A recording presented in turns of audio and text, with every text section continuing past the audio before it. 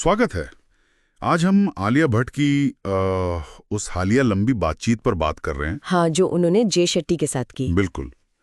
2 साल बाद इतनी खुलकर बात की है उन्होंने, तो उसमें उनकी जिंदगी के कई नए पहलू सामने आए। हाँ, आइए देखते हैं इसमें क्या खास है। बिल्कुल। और हमारा इरादा भी यही है कि इस जानी मानी हस्ती के पीछे जो इंसान है उसको थोड़ा और समझें। हाँ, मतलब खासकर माँ बनने के बाद उनकी सोच, उनका करियर और खुद को लेकर उनकी जो समझ है वो कैसे बदली है। सही। इन बातों से ना उनके निजी जीवन, करियर के उतार चढ़ाव और मेंटल हेल्थ से जुड़ी जो उनकी यात्रा रही है उसकी एक झलक मिलती है।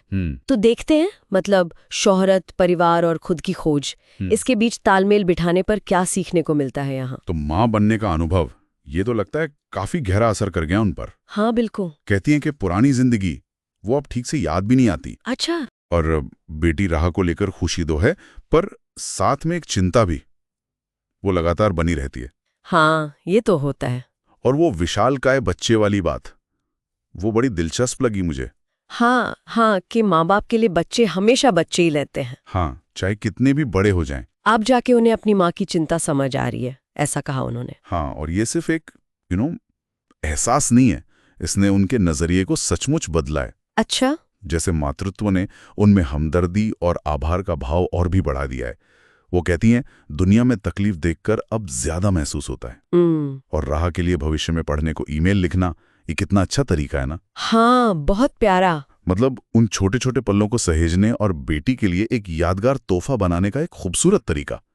इससे साफ दिखता है कि उनकी प्राथमिकताएं अब कैसी बदल चुकी हैं। और करियर की बात करें तो छोटी उम्र में शुरू किया था काम, सिर्फ 17 साल की थी। हाँ, बहुत जल्दी। मानते भी हैं कि शुरू में करियर पर इतना ध्यान था कि दोस्तों को नजरअंदाज किया। पर कमाल की बात है कि वही पुराने दोस्त आज भी उनके लिए परिवार जैसे हैं, एक मजबूत सहारा। ये अच्छी बात है। और खुद को अद्भुत रूप से अजीब, वंडरफुली वियर्ड कहना, जो उन्होंने फ्रेंड्स टीवी शो से लिया है, हाँ, वो भी काफी दिलचस्प है। ये भी काफी रोचक है। और ये दिखाता है कि वो अपनी असलियत को लेके काफी ईमानदार है। हाँ, यहाँ तक कि गंगूबाई का जो एक अंदाज था, वो कहती हैं कि वो उनके अंदर भी कहीं ना कहीं है, जैसे उनका एक दूसरा थोड़ा बेबाक रूप। अच्छा। और दिलचस्प बात ये भी है कि वो मानती हैं कि जैसे मेडिटेशन या डायरी लिखने जैसी आदतें वो शुरू तो की पर निभा नहीं पाई।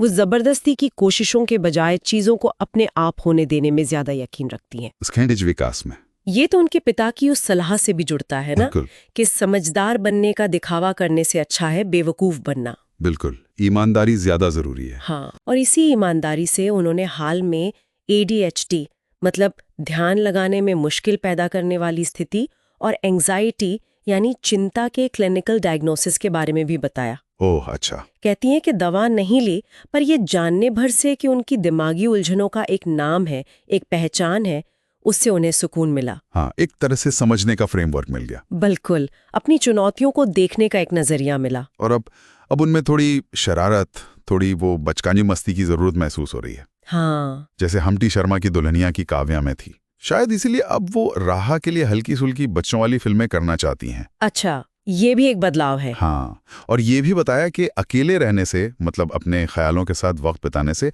उन्हें एनर्जी मिलती है, जबकि पार्टियों या भीड़ की जो एनर्जी होती है वो उन्हें थका देती है। अच्छा, ये कई क्रिएटिव लोगों के साथ होता है। हाँ, तो इससे यही पता चलता है कि उनका ध्यान अब बाहरी सफलताओं से ज्यादा अंदरूनी विकास पर है। सही। खुद से बातें करना, अपने मन को समझना, यही उनके लिए सबसे बड़ा अभ्यास बन गया है, कह सकते हैं। और अकेले घूमने का जो उनका सपना है, सोलो ट्रिप का, वो भी शायद इसी जरूरत को दिखाता है कि रिश्तों में रहते हुए भी अपने लिए थोड़ी जगह, हाँ, थोड़ा वक्त निकालना कितना जरूरी है। बिल्कुल। तो कुल मिलाकर इस पूरी बातचीत से क्या समझ आता है? मतलब आलिया भट्ट की जिंदगी के कई रंग दिखते हैं। हाँ, कई पहलू। उनकी ईमानदारी, अपने अनुभवों से सीखना, खासकर माँ बनने के अनुभव से, खुद को जैसी हैं वैसी स्वीकार करना, वो वंडरफुली वियर्ड होना उन्हें पसंद है, और जिंदगी में सही संतुलन ढूंढने की उनकी कोशिश, ये सब दिखता है। आखिर में एक सोचने वाली बात यह है, उनका ये अकेले में सुकून पाना और लोगों के बीच की एनर्जी से थक जाना, क्या ये उन क्रिएटिव लोगों की आम जरूरत की तरफ इशारा करता है? हो सकता है, जिन्हें अपने विचारों को प्रोसेस करने, खुद को रिचार्ज करने के लिए बाहरी शोर से दूर एकांत चाहिए होता है। शायद ही उनकी इतनी जानी मानी शख्सियत वाली जिंदगी की जो मांगे हैं उनके बीच संतुलन बनाने का उनका अपना तरीका है।